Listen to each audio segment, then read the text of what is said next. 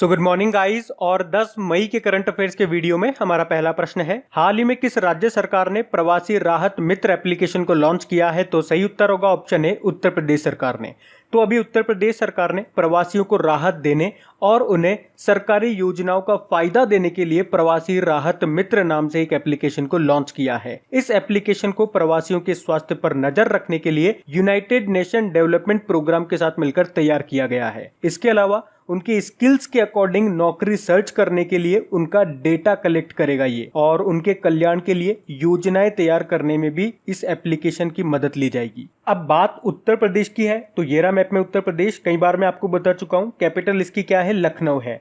और लखनऊ से एक इंपॉर्टेंट क्वेश्चन पूछा जाता है एग्जाम में कि ये किस नदी के किनारे स्थित है? तो ये गोमती नदी के किनारे स्थित है। आपको याद होगा इस साल का जो डिफेंस एक्सपो हुआ था 11वें नंबर का 11वां एडिशन था, लखनऊ में हुआ था। और जो हमारे रक्षा मंत्री है राजनाथ सिंह जी, उनका निर्वाचन क्षेत्र भी है, कॉन्स्टिट्यूएंसी भी है लखनऊ। मुख्यमंत्री है योगी आदित्यनाथ और गवर्नर है आनंदीबेन पटेल। इसके अलावा अभी कुछ इंपॉर्टेंट न्यूज हमने पढ़ी थी करंट अफेयर से, जैसे कि उत्तर प्रदेश का जो किंग जॉर्ज मेडिकल यूनिवर्सिटी है, पहला सरकारी अस्पताल बना प्लाज्मा थेरेपी का इस्तेमाल करने वाला। कोरोना वायरस की पूल टेस्टिंग करने वाला पहला राज्य भी उत्तर प्रदेश बना था। और अभी सभी जिलों के अस्पतालों में वेंटिलेटर सुविधा देने वाला भी पहला राज्य बना था उत्तर प्रदेश। इसके अलावा आपको याद होगा वर्चुअल अदालतों के जरिए सुनवाई करने वाला पहला राज्य भी आपका बना था उत्तर प्रदेश। और अभी उत्तर प्रदेश ने अन्नपूर्णा पोर्टल और आपूर्ति मित्र पोर्टल को लॉन्च किया था। इसके अलावा राज्य के बाहर फंसे हुए राज्य के लोगों को राज्य में वापस लाने के लिए जन सुनवाई पोर्टल भी लॉन्च किया था। इसके अलावा भी नीति आयोग ने जो महत्वाकांक्षी जिलों की लिस्ट जारी की थी उसमें भी टॉप पे रहा था उत्तर प्रदेश का चंदौली जिला। उसके अलावा याद रखना, देश का पहला जानवरों का युद्ध स्मारक वॉर मेमोरियल बनाया जाएगा उत्तर प्रदेश के मेरठ में। देश का पहला हाथी अस्पताल बनेगा मथुरा में। देश का पहला हाथी जल चिकित्सालय बनेगा मथुरा में। और देश की पहली नेशनल पुलिस यूनिवर्सिटी कहाँ पे बनेगी? ग्रेटर नोएडा में। उसके अलावा देश की पहली ट्रांसजेंडर यूनिवर्सिटी कहाँ पे बनेगी? उत्तर प्रदेश के कुशीनगर में। अच्छा, अभी एक और एप्लीकेशन इसने लॉन्च किया था, आयुष कवच कोविड एप्लीकेशन, तो वो भी याद रखना। बढ़ते हैं आगे। फिर है हाल ही में जारी फोर्ब्स इंडिया बिलियनियर्स लिस्ट 2020 में टॉप पे कौन रहे? सही उत्तर होगा ऑप्शन डी, मुकेश अंबानी। तो अभी हाल ही में फोर्ब्स ने फोर्ब्स इंडिया बिलियनियर्स लिस्ट 2020 जारी की है, जिसमें टॉप पे रहे रिलायंस इंडस्ट्रीज के मुकेश अंबानी। और ये भारत के साथ साथ एशिया के भी सबसे अमीर व्यक्ति बन गए। फर्स्ट पे तो रहे मुकेश अंबानी, सेकंड पे रहे डी मार्ट के मालिक राधाकिशन दमानी। अच्छा, वैसे भी आपको याद होगा फेसबुक ने रिलायंस का जो जियो प्लेटफॉर्म है उसमें 9.99% की हिस्सेदारी खरीदी थी। फिर उसके बाद private equity firm silver lake ने भी 1.1% हिस्सेदारी खरीद ली है। अच्छा, इसके अलावा इस लिस्ट में यह भी बताया गया है कि ऑनलाइन एजुकेशन जो बायजू है उसके जो संस्थापक हैं बायजू रविंद्रन, ये सबसे कम उम्र के अरबपति बन गए हैं। और अगर बात करें दुनिया के सबसे अमीर व्यक्ति कौन है, तो अमेजन के संस्थापक जेफ बेजोस हैं। पढ़ते हैं आगे। और गाइज, अगर वीडियोस आपको अच्छे लग रहे हैं, मेरी मेहनत अच्छी लग रही है और ये वाकई अगर आपके लिए हेल्पफुल है, तो प्लीज वीडियो को शेयर जरूर किया कीजिए। अगर इन वीडियोस से आपकी हेल्प होती है तो आप लोग मेरी हेल्प जरूर करें इन वीडियोस को लाइक और शेयर करके, ताकि इन वीडियोस को कंटिन्यू रखने में मुझे भी आपका सपोर्ट मिल सके। तो प्लीज इसे लाइक और शेयर जरूर करना। और अगर आप में से कोई इस वीडियो को फर्स्ट टाइम देख रहा है तो इस चैनल को आप सब्सक्राइब कर लीजिए। और सब्सक्राइब करने के बाद में पास में जो बेल आइकन आएगा उसे आप दबाना बिल्कुल मत भूलिएगा, क्योंकि आपको वीडियोस के नोटिफिकेशन तभी मिलेंगे जब आप बेल आइकन को प्रेस करोगे। तो चलिए अब बढ़ते हैं आगे। फिर है हाल ही में विश्व प्रवासी पक्षी दिवस कब मनाया गया? सही उत्तर होगा ऑप्शन बी, 9 मई को। विश्व प्रवासी पक्षी दिवस मतलब होता है वर्ल्ड माइग्रेटरी बर्ड डे। और इसको मनाए जाने का उद्देश्य क्या होता है? प्रवासी पक्षियों के बारे में और उनके संरक्षण के बारे में जागरूकता फैलाना। अब याद रखना, ये जो दिवस है ये साल में 2 बार मनाया जाता है, एक तो मई में और एक अक्टूबर में। लेकिन इसका कोई दिन फिक्स नहीं होता, ये मई और अक्टूबर के दूसरे शनिवार को मनाया जाता है। तो इस साल बात करेंगे तो हम इसको मनाएंगे 9 मई को और मनाएंगे इसको 10 अक्टूबर को। तो ये 2 डे आपको याद रखने हैं इस साल के लिए। अब इससे एक और प्रश्न बनेगा इंपॉर्टेंट कि इसकी थीम क्या रही? इसकी थीम रही बर्ड्स कनेक्ट आवर वर्ल्ड। क्या रही थीम? Birds connect our world. अब इंपॉर्टेंट डे वाला क्वेश्चन है, जब भी इंपॉर्टेंट डे आता है मैं आपको सारे रिवाइज कराता हूं। तो अगर आपको याद है तो आप मेरे साथ साथ बोलते हुए चलना, आपका रिवीजन हो जाएगा, आपको चीजें याद हो जाएगी। और अगर आप में से कोई इस वीडियो को फर्स्ट टाइम देख रहा है तो आपके लिए मैं यहाँ पे स्क्रीन पे शो कर रहा हूँ सारे इंपॉर्टेंट डेज, उनको देखते जाना और बोलते जाना। तो 1 मई को हमने मनाया अंतरराष्ट्रीय श्रम दिवस, इंटरनेशनल लेबर डे। और 1 मई को ही गुजरात और महाराष्ट्र का स्थापना दिवस भी मनाया जाता है। 2 मई को वर्ल्ड ट्यूना डे मनाया, ट्यूना मछली होती है। 3 मई को वर्ल्ड प्रेस फ्रीडम डे मनाया। इसकी थीम याद रखो, जर्नलिज्म विदाउट फियर और फेवर। 5 मई को वर्ल्ड अस्थमा डे के रूप में मनाया, जिसकी थीम थी इनफ अस्थमा डेथ, और ये मई के पहले मंगलवार को मनाते हैं। 5 मई को ही इंटरनेशनल मिडवाइफ्स डे भी मनाया हमने। फिर 7 मई को वर्ल्ड एथलेटिक्स डे मनाया। फिर 8 मई को वर्ल्ड रेड क्रॉस डे मनाया, और 8 मई को ही वर्ल्ड थैलेसीमिया डे भी मनाया। और अब 9 मई को विश्व प्रवासी पक्षी दिवस मनाया। तो ये मई के अब तक के इंपॉर्टेंट डेज थे, इनको आप याद रखना। बढ़ते हैं आगे। फिर है, हाल ही में किस राज्य सरकार ने CMAPP एप्लीकेशन को लॉन्च किया है? तो सही उत्तर होगा ऑप्शन बी, आंध्र प्रदेश ने। तो अभी कृषि मूल्य और खरीद की व्यापक निगरानी के लिए इस एप्लीकेशन को लॉन्च किया गया है। अच्छा, इसकी फुल फॉर्म भी है। फुल फॉर्म क्या है? Comprehensive monitoring of agriculture price and procurement. तो ये किसानों की कृषि जरूरतों की निगरानी करने के लिए एक मोबाइल एप्लीकेशन है। अब आंध्र प्रदेश ने इसको लॉन्च किया है, तो ये रहा मैप में आंध्र प्रदेश। देखो, अभी इसकी कैपिटल हैदराबाद है, लेकिन इसकी प्रस्तावित कैपिटल है अमरावती। और अमरावती में ही याद होगा देश का हमारा 25वां हाईकोर्ट बना था, और इसके वर्तमान में चीफ जस्टिस है JK माहेश्वरी। मुख्यमंत्री है जगन मोहन रेड्डी और गवर्नर है विश्वभूषण हरिचंद्रन। इसके अलावा भी आपको याद होगा आंध्र प्रदेश सरकार ने कोविड फार्मा नाम से एक मोबाइल एप्लीकेशन को लॉन्च किया था, और आंध्र प्रदेश में ही भोगापुरम अंतरराष्ट्रीय हवाई अड्डा भी बनाया जाएगा। और भारत का पहला एक्वा मेगा फूड पार्क, ये भी आपका आंध्र प्रदेश में है। याद रखना, भाषा के आधार पर गठित होने वाला पहला राज्य भी आपका आंध्र प्रदेश ही है। इसके अलावा अभी चुनावी भ्रष्टाचार को रोकने के लिए आंध्र प्रदेश ने निगाह एप्लीकेशन को लॉन्च किया था। अब मेरा एक प्रश्न है आप लोगों से, अभी कुछ दिन पहले हमने पढ़ा था निगाह योजना किस राज्य सरकार ने शुरू की है? इसके अलावा बात कर लें तो अभी कृषि मंत्रालय ने एक रिपोर्ट जारी की थी, उसमें बताया था कि 2018-19 में फलों के उत्पादन में टॉप पर है आंध्र प्रदेश, जबकि सब्जियों के उत्पादन में पश्चिम बंगाल टॉप पे था। देश का पहला दिशा पुलिस स्टेशन ये भी आपका आंध्र प्रदेश में बना है। कुछ योजनाएं अभी इसने शुरू की है, जैसे कि रायतु भरोसा, और एक रायतु बंधु भी है जो कि तेलंगाना की योजना है। इसने अभी अम्मा वोडी योजना शुरू की थी, नेस्तम नेस्ता योजना शुरू की थी, जगन्ना वसति दिवेना योजना शुरू की थी, नवरत्नालु पेदलंदरिकी इलू योजना शुरू की थी, मोबाइल हैंड वॉश सुविधा शुरू की थी। तो ये आंध्र प्रदेश से कुछ इंपॉर्टेंट पॉइंट्स अभी आपके न्यूज में रहे, तो इनको याद रखना। बढ़ते हैं आगे। फिर है, हाल ही में किस राज्य ने पान मसाला को 1 साल के लिए बैन कर दिया है? सही उत्तर होगा ऑप्शन सी, झारखंड ने। तो अभी झारखंड सरकार ने राज्य में पान मसाला के 11 अलग अलग ब्रांड पर 1 साल के लिए प्रतिबंध लगा दिया है। क्यों? क्योंकि इनके सैंपल लिए गए और उनमें मैग्नीशियम कार्बोनेट पाया गया, और मैग्नीशियम कार्बोनेट से होती है हार्ट की बीमारी। इसके अलावा भी कई तरह के रोग हो सकते हैं, इसीलिए इसका मिलाना प्रतिबंधित कर रखा है, लेकिन फिर भी इसे मिलाया गया। तो अब 1 साल के लिए इन पान मसालों पर बैन लगा दिया है। न तो इसे कोई स्टोर कर पाएगा, न कोई बना पाएगा, न बेच पाएगा। और इस तरह से पान मसालों पर बैन लगाने वाला झारखंड तीसरा राज्य बन गया है। 2 पहले से कौन कौन है? महाराष्ट्र और बिहार। अब बात झारखंड की है, तो ये रहा मैप में झारखंड। कैपिटल क्या है इसकी? रांची है। और आपको याद होगा सेंट्रल कोल फील्ड का हेडक्वार्टर कहां पर है? रांची में ही है। ये प्रश्न आपके एग्जाम में आ चुका है, RRB PU के एग्जाम में आया था, ये भी बता दूं। इसके अलावा एक और पॉइंट याद रखो, कोल कैपिटल ऑफ इंडिया पूछा जा सकता है, कहां पर है या किसको बोलते हैं? तो झारखंड के धनबाद को बोलते हैं। मुख्यमंत्री हैं हेमंत सोरेन। और आपको याद होगा जनवरी में जो हमारे पूर्व प्रेसिडेंट है प्रणब मुखर्जी, उन्होंने हेमंत सोरेन को चैंपियंस ऑफ चेंज 2019 अवार्ड दिया था। गवर्नर द्रौपदी मुर्मू है। और अभी हमने पढ़ा भी था कोविड-19 मरीजों को भोजन व दवाइयां देने के लिए कोबोट रोबोट का इस्तेमाल शुरू किया गया था झारखंड में। पढ़ते हैं आगे।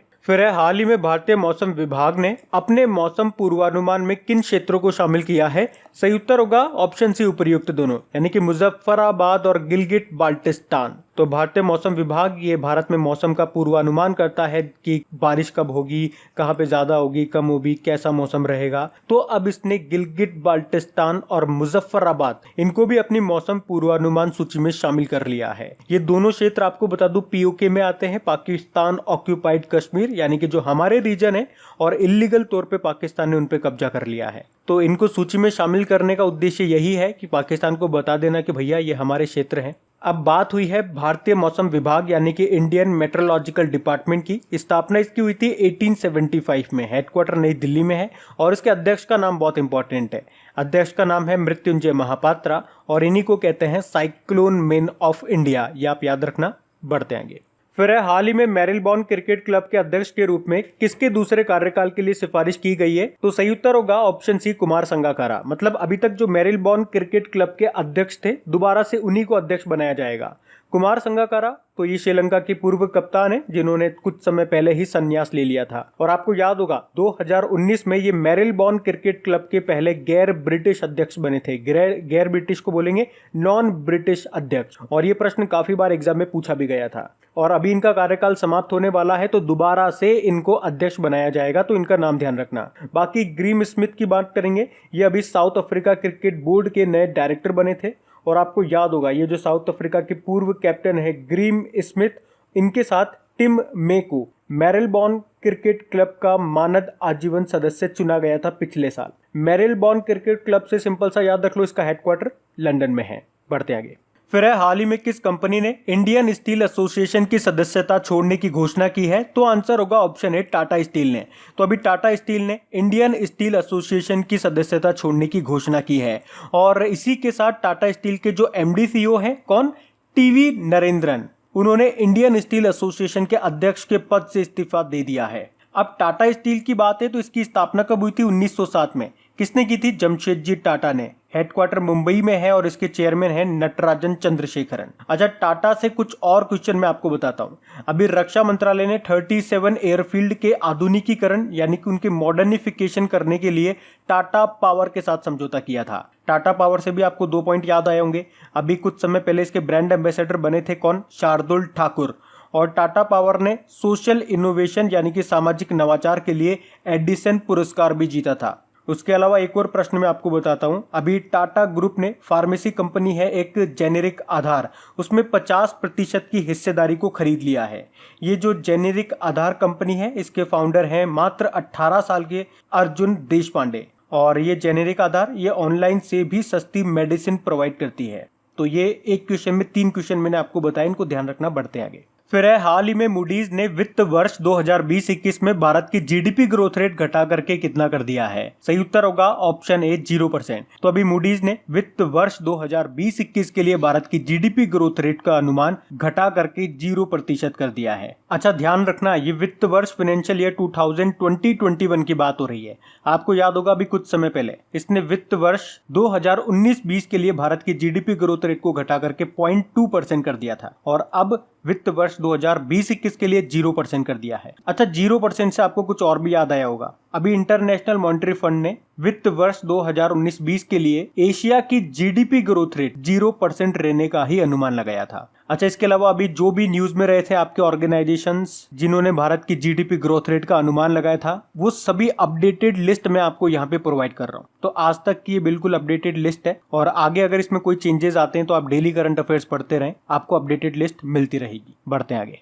फिर है, हाल ही में अंतरराष्ट्रीय हॉकी महासंघ के अध्यक्ष का कार्यकाल 2021 तक बढ़ा दिया गया। आपको नाम बताना है उनका क्या है। सही उत्तर होगा ऑप्शन बी नरेंद्र ध्रुव बत्रा। एक्चुअली में अभी इंटरनेशनल हॉकी फेडरेशन का जो वार्षिक सम्मेलन है इसी साल अक्टूबर में होना था और उसी सम्मेलन के बाद इनका कार्यकाल भी समाप्त होना था। पर अभी कोविड-19 के कारण उस वार्षिक सम्मेलन को 2021 मई तक स्थगित कर दिया गया और इसीलिए इंटरनेशनल हॉकी फेडरेशन के अध्यक्ष नरेंद्र बत्रा का कार्यकाल भी मई 2021 तक बढ़ा दिया गया।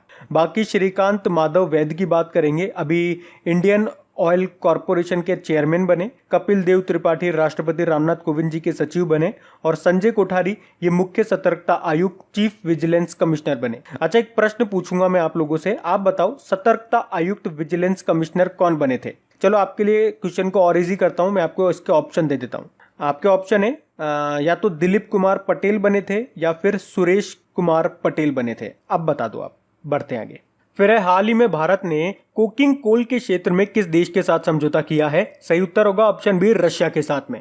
तो अभी हमारे जो पेट्रोलियम व प्राकृतिक गैस मंत्री हैं धर्मेंद्र प्रधान जी, उन्होंने रशिया के जो ऊर्जा मंत्री हैं अलेक्जेंडर नोवाक, उनके साथ वीडियो कॉन्फ्रेंसिंग पर चर्चा की थी और तभी इनके बीच में ये कोकिंग कोल के क्षेत्र पर समझौता किया गया। कोकिंग कोल ये कोल का एक ग्रेड होता है या समझने वाली भाषा में आप इसे कह सकते हो ये कच्चा कोल है। फिर इससे एक अच्छी गुणवत्ता अच्छी क्वालिटी वाला कोयले का उत्पादन किया जाता है। अच्छा देखो, कोयले से भी प्रश्न पूछा गया है कई बार एग्जाम में। कितने मोस्टली टाइप के कोल होते हैं? तो पीट, बिटुमिनस, लिग्नाइट और एंथ्रेसाइट। और प्रश्न आपके एग्जाम में इस तरह से पूछा गया है, ये चारों टाइप आपको दे दिए जाते हैं और पूछा जाता है कि इसमें से सबसे बेस्ट क्वालिटी का कौन सा है, या आप इसको अरेंज कीजिए बेस्ट टू लो क्वालिटी या low quality to best quality. Low और बेस्ट क्वालिटी से मतलब क्या है, कौन सा कोल ज्यादा एनर्जी देगा। तो आप इसको ऐसे याद रखो अल्फाबेटिकली, ए से एंथ्रेसाइट, बी से बिटुमिनस, एल से लिग्नाइट और पी से पीट, यानी कि एंथ्रेसाइट वाला सबसे अच्छा और पीट वाला सबसे बेकार, कम एनर्जी देगा, बेकार से मतलब। अब रशिया के साथ समझौता किया है तो ये रहा मैप में रशिया, कैपिटल इसकी मॉस्को है, करेंसी है रूबल और इसके प्रेसिडेंट है व्लादिमीर पुतिन। प्रधानमंत्री अभी नए बने थे मिखाइल मिशुस्तिन। इसके अलावा याद रखना रशिया इसी साल के अंत तक आर्कटिक जलवायु की निगरानी करने के लिए अपना पहला आर्कटिक एम सैटेलाइट लॉन्च करेगा। इसके अलावा दुनिया का पहला जो 13वां न्यूक्लियर पावर प्लांट है वो भी रशिया ने बनाया था, जिसका नाम था अकाडेमिक लोमोनोसिन। और रशिया ने विश्व का पहला हाइपरसोनिक परमाणु मिसाइल अवनगार्ड को भी सेना में शामिल किया था। और अभी कुछ दिन पहले हमने पढ़ा भी था कि रशिया ने नॉर्थ कोरिया के जो शासक हैं किम जोंग उन, उनको द्वितीय विश्व युद्ध के पदक से भी सम्मानित किया था। तो ये पॉइंट भी याद रखना, बढ़ते हैं आगे। फिर है हाल ही में केंद्रीय स्वास्थ्य मंत्री जो हमारे हर्षवर्धन जी हैं, उन्होंने आयुष आधारित कौन सा एप्लीकेशन को लॉन्च किया है, तो आंसर होगा ऑप्शन बी आयुष संजीवनी। तो अभी हमारे जो स्वास्थ्य मंत्री हैं हर्षवर्धन जी, उन्होंने ये आयुष संजीवनी एप्लीकेशन को लॉन्च किया है। इसे आयुष मंत्रालय के सहयोग से लॉन्च किया गया। अब इसका काम क्या होगा, तो कोविड-19 की रोकथाम के लिए आयुष चिकित्सा का लोगों पे क्या प्रभाव पड़ रहा है। जैसा अभी आप लोग सुन ही रहे होंगे, काफी बोला जा रहा है कि अभी आयुष मंत्रालय के द्वारा जो भी चीजें बताई जा रही है आप उनका उपयोग करिए, आपका इम्यून सिस्टम बढ़ेगा, आप जल्दी ठीक होंगे, अपना इम्यूनिटी सिस्टम बढ़ाएंगे। तो अब इस एप्लीकेशन के थ्रू एक डेटा कलेक्ट किया जाएगा जिससे ये पता चलेगा कि ये चीजें कितनी इफेक्टिव काम कर रही है। अगर रिजल्ट पॉजिटिव मिलता है तो इस पे आगे और भी रिसर्च बढ़ाई जाएगी। अच्छा, आयुष मंत्री कौन है हमारे, श्रीपद येसो नायक हैं, जिनका निर्वाचन क्षेत्र है नॉर्थ गोवा। तो अब बात करेंगे कल की वीडियो में पूछे गए प्रश्न के उत्तर की। तो कल की वीडियो में आपसे पूछा गया था कि तोमान ये किस देश की नई प्रस्तावित करेंसी है, तो सही उत्तर होगा ऑप्शन डी ईरान की। आप सभी ने प्रश्न का बिल्कुल सही उत्तर दिया है। और गाइस, अगर वीडियो को लाइक और शेयर करना आप भूल गए हैं तो प्लीज इसे लाइक और शेयर जरूर कर दीजिएगा। तो गाइस, इन सभी क्वेश्चंस का क्विज बना करके मैंने एप्लीकेशन पे अपलोड कर दिया है। तो अगर आपने वीडियो बिल्कुल ध्यान से देख लिया है तो वहां जाइए और इन सभी क्वेश्चंस का आप प्रैक्टिस लगा लीजिए, ताकि ये सारे क्वेश्चंस आपको अच्छी तरीके से याद हो जाए। और जो नए स्टूडेंट इसे पहली बार देख रहे हैं, आपको बता दूं कि क्विज में अब रैंकिंग फीचर भी ऐड हो चुका है। तो अगर आप कम समय में ज्यादा से ज्यादा क्वेश्चन राइट करते हो तो आपका नाम आपके फोटो के साथ टॉप 10 स्टूडेंट्स में आपको दिखाई देगा। आपको ही नहीं, जितने भी लोग क्विज लगाएंगे उन सबको दिखाई देगा कुछ इस तरीके से, ताकि आपको भी एक अंदर से मोटिवेशन मिल सके कि आपको भी यहां तक पहुंचना है, ताकि सब लोग आपको टॉप 10 में देख सकें। और वैसे भी आप तो आपके इन करंट अफेयर्स का रिवीजन करवाने के लिए मैं इसका ऑडियो भी तैयार कर रहा हूं। तो दिन में 4 से 5 मिनट निकाल करके वो आप ऑडियो सुन लीजिए, ताकि आपका इन करंट अफेयर्स का फिर से रिवीजन हो जाए। क्योंकि आपको पता है चीजों को पढ़ना इंपॉर्टेंट है, लेकिन समय समय पर उनका रिवीजन करना बहुत ज्यादा जरूरी है। रिवीजन नहीं करोगे तो वो सारी चीजें आप भूल जाओगे। तो आप ही के लिए मैं इसका रिवीजन ऑडियो तैयार कर रहा हूँ। तो उस ऑडियो का लिंक मैंने नीचे डिस्क्रिप्शन में दे दिया है, वहां जाकर के आप मुझे फॉलो कर लीजिए। और फॉलो करने के बाद में पास में जो बेल आइकन आएगा आप उसे जरूर दबा लेना, ताकि जब भी मैं ऑडियो अपलोड करूं उसका नोटिफिकेशन आपको मिल सके। और एप्लीकेशन अगर अभी तक आपने डाउनलोड नहीं किए तो उसका लिंक भी आपको नीचे मिल जाएगा। वहीं पे आपको क्विज, वीडियो, पीडीएफ सब मिल जाएंगे। तो इस प्रश्न का उत्तर आता है तो कमेंट बॉक्स में जरूर टाइप करिए। चलिए अब मिलते हैं करंट अफेयर्स के रिवीजन वीडियो में। Thank you guys.